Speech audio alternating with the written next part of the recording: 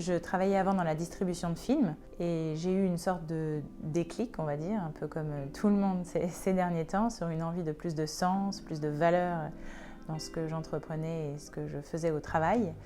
Et j'ai décidé de créer un lieu où on allait consommer de la seconde main, de l'upcycling et du zéro déchet dans une ambiance très agréable, chose que potentiellement la seconde main n'avait pas connue jusqu'à maintenant.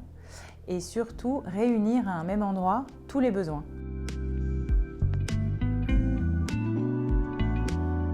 Si on veut que ça se démocratise, je pense qu'il faut faciliter cette consommation. Et donc, la différence avec d'autres lieux, c'est deux choses.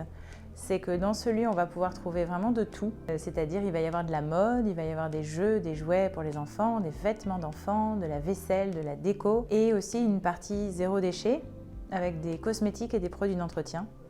Et la deuxième partie, c'est que j'ai vraiment voulu donner à cet endroit, en fait, tout simplement les codes du neuf. Ça peut faire tomber quelques barrières et quelques a priori. Ce que j'ai voulu faire ici, c'est qu'il y en ait un peu pour tout le monde. La gamme de prix est large. Vous avez des jeux et des jouets qui vont de 2 € à 8-10 €. Dans les vêtements, évidemment, ça va dépendre de la qualité du vêtement, de combien elle a vécu, enfin tout ça, et vous partez de prix de 15 €. Pour la vaisselle et la déco, j'ai envie de rester dans quelque chose de pratique. Donc là encore, les prix vont tourner autour de 15, 20, 25 maximum.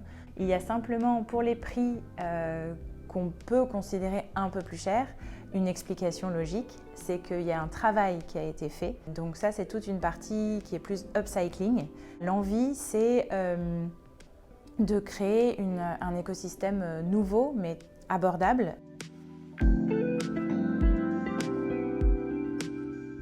En second lieu est là pour faire de la seconde main un réflexe. Pour pas mal de gens, toutes ces notions-là, c'est un peu flou, ça demande beaucoup de changements, ça demande beaucoup de temps.